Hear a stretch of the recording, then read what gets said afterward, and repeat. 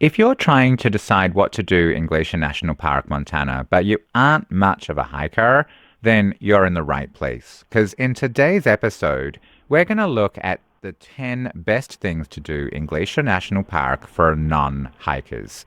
There are plenty of amazing hikes in the park, but if you prefer not to hike, then that doesn't mean that you can't enjoy it.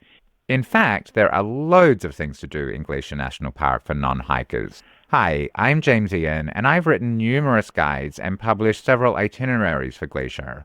By sharing the top things to do in Glacier National Park that don't involve hiking, I'm going to help you have the best trip possible. If you're watching this on YouTube, like and subscribe right now. If you're watching or listening somewhere else, please follow my podcast to get the episodes as they come out.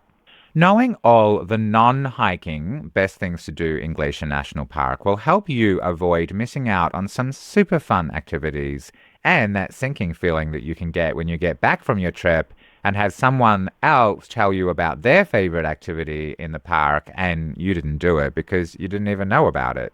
Now, I've written an article with the top 15 non-hiking things to do in Glacier, but I'm only including the top 10 in this video. To see what the other 5 are, you can click the link in the description box below to read the article on my website, parkscollecting.com. Let's take a look right now. Welcome to National Parks Collecting with James Ian, the National Park expert. He's here to help you have the best national parks trips ever. Get tips, discover hidden gems, and learn all you need to know. This is your path to collecting national parks experiences, memories, and maybe even a stamp or two. Remember to stay to the end where I'll be sharing my favorite non-hiking activity in the park. And chances are it will be your favorite too. What's the most obvious thing to do in Glacier National Park? Of course, the number one thing that everybody does in Glacier is to enjoy the highlights of the incredibly beautiful Going to the Sun Road.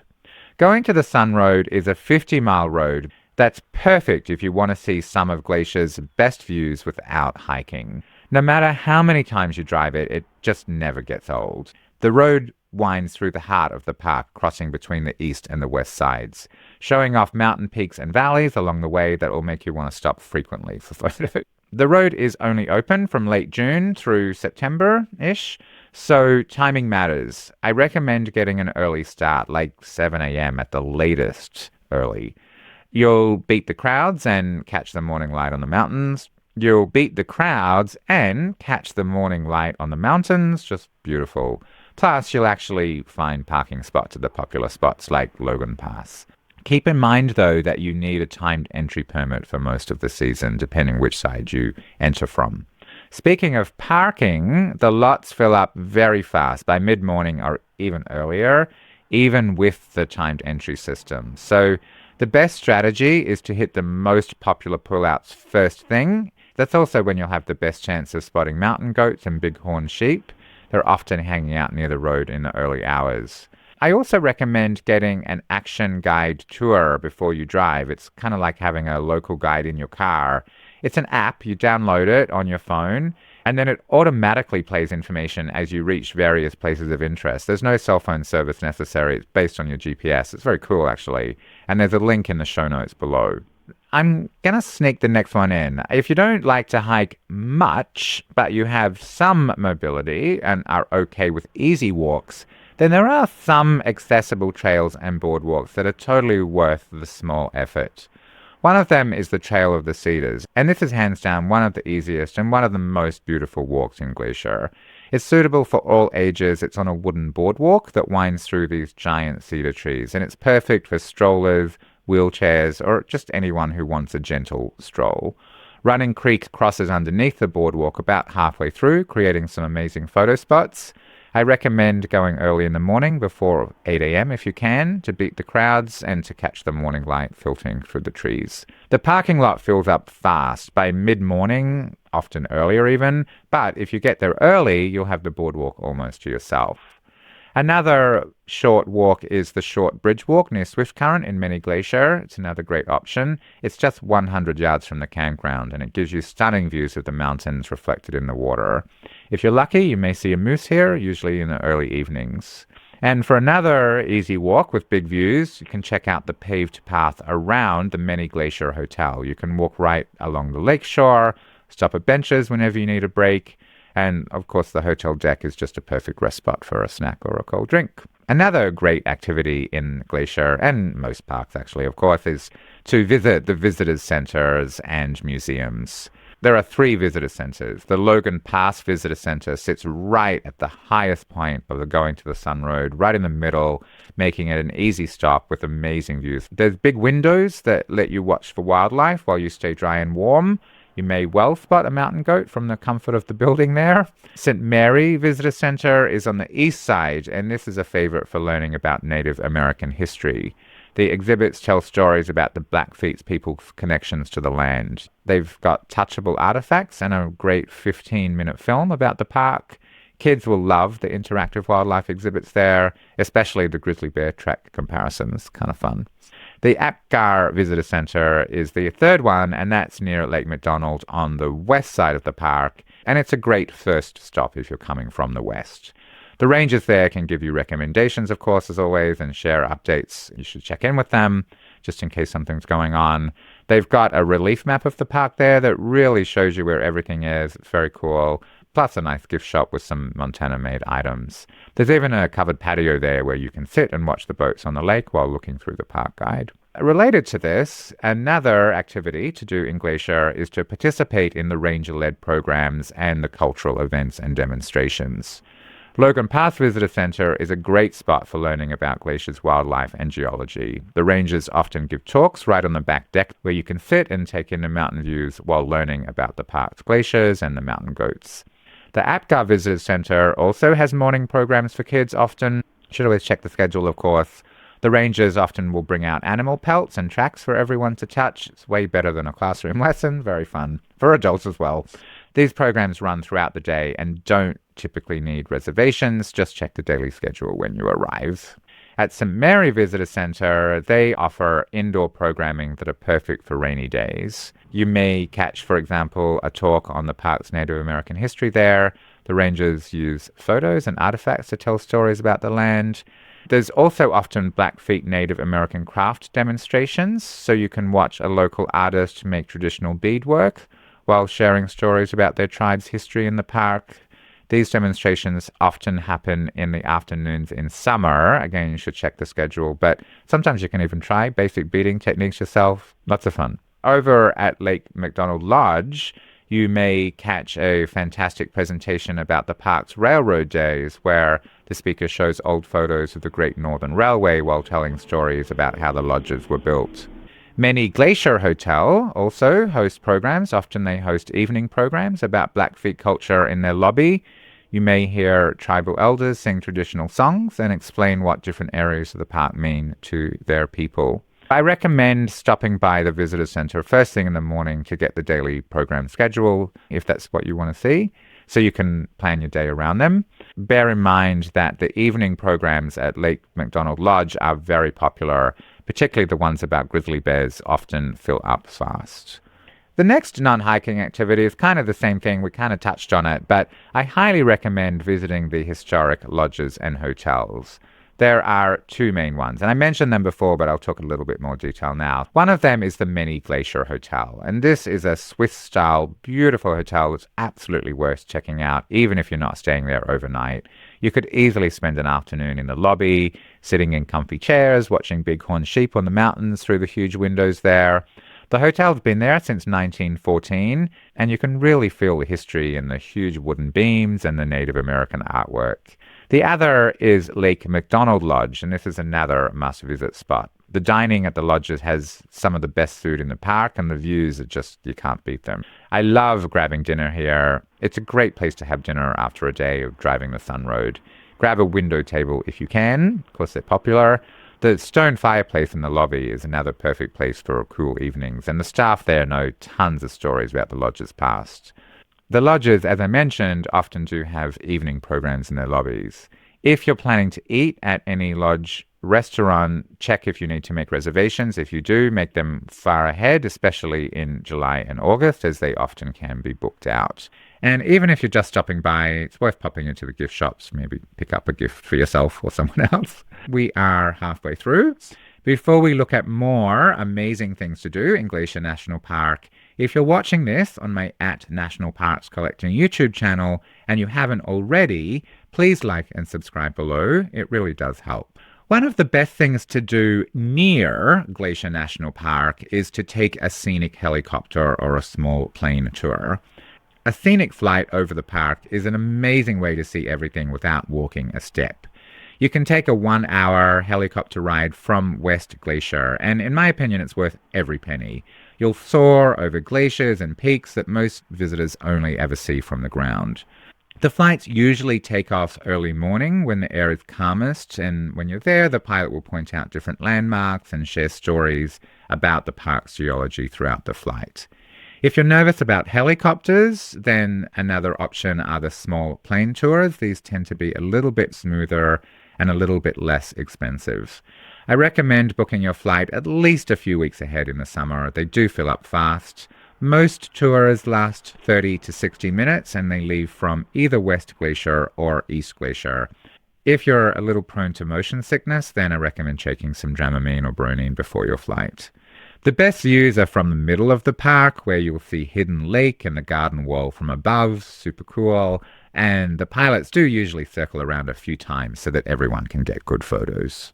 Another iconic activity in the park, if you're up for some physical activity that's not hiking, is to take a horseback riding excursion. Swan Mountain Outfitters, there's a link in the show notes below, offers rides from Lake McDonald, Many Glacier, and Apgar, each one giving you a different view of the mountains. They have several options, but the 2-hour trail ride from Lake McDonald is a great way to see the backcountry from horseback. The horses are super gentle and they're used to carrying beginners, so you don't need any riding experience. The guides will match you up with a horse based on your size, your comfort level. Kids as young as 7 can ride their own horse, while younger ones can do a lead line ride. The morning rides, I think, are best. The weather's cooler, the horses are fresh. You should wear long pants and closed-toed shoes, and book at least a few days ahead in summer, as they can book up. They'll provide you everything else that you need for a comfortable ride through the park. Another great activity for non-hikers in Glacier is wildlife viewing and photography. This isn't unique to Glacier, and even hikers will want to do this, but there are loads of opportunities to see wildlife in the park without hiking. Early morning and late afternoon are prime times to see wildlife in Glacier, as most places. You can often spot animals around Many Glacier Hotel and along the Going to the Sun Road. If you're lucky, you'll see this super cute white mountain goats that are a common image of the park. The area around Logan Pass is a really common place to spot them. The pullouts along the Going to the Sun Road aren't just for scenery. You might see grizzly bears in the meadows below, especially areas around the CA Bend. Just keep your distance, of course. They can be very dangerous, and bring binoculars so you can see them well from a distance. The St. Mary Valley is another hotspot, and you may see moose wading in the lakes there. For photography, a really great place for a photo is sunrise at Wild Goose Island Overlook. I recommend getting there 30 minutes before sunrise to set up your shot. Another great spot is the Many Glacier Hotel deck. You can sit there with a coffee and watch bighorn sheep on the mountainsides and get off the deck just a little bit to take photos. Keep in mind that animals are wild animals, of course. They don't show up on cue, so there's a chance that you may not see anything, but there's a good chance that you will. If you don't want to exert yourself at all, then another great non-hiking activity in Glacier is relaxing at Lake McDonald or St. Mary Lake beaches. Lake McDonald Beach is a great spot to chill without hiking a single step.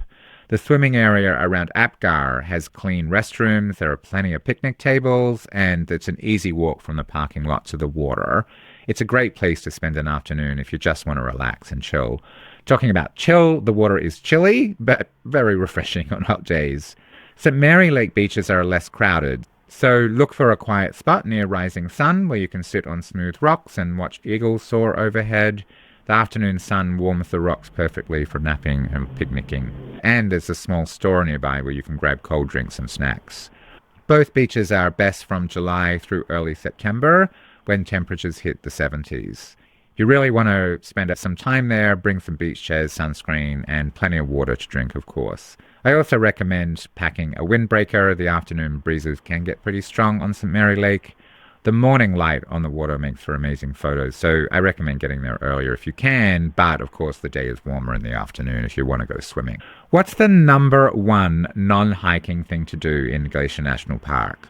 So far, we've looked at 9 amazing activities, and I hope now that you're getting a real sense of what to do in the park. There's just one more left.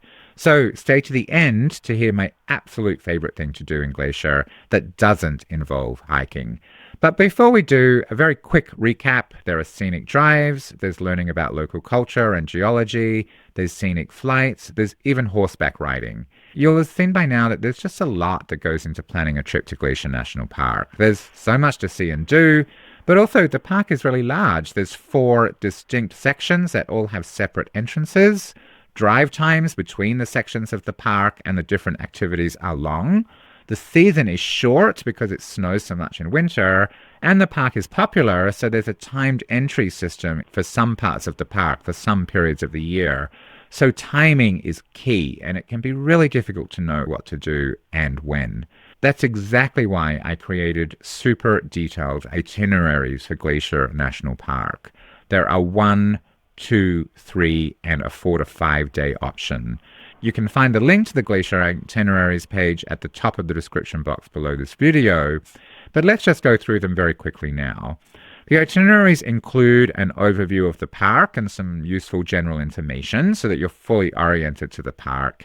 And then there's a detailed schedule for each day. And then each activity is broken down into all the information that you'll need for your trip. There's hiking descriptions and maps. I know you're probably not a hiker if you're watching this video, but there's also alternate activities in the same part of the park. So if you're traveling with people who want to hike, they can hike, and then there's activities for you to do as well. There are tips, timings, driving directions and maps and more. Without this itinerary, people often find themselves struggling how to coordinate their time to be in the right place at the right time and to see and do all that they want to do in the time that they have available. The itineraries will help take away the overwhelm so that you'll know exactly what to do and when, and how to connect them all in a way that makes the most sense to be in the right place at the right time.